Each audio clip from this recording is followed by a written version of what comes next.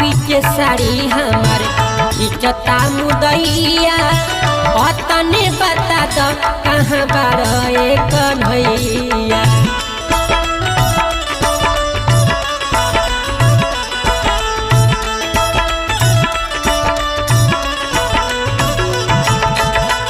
सभा बीच साड़ी हमार खिंचता मुदैया तने बता दो कहाँ बारे कन्हैया।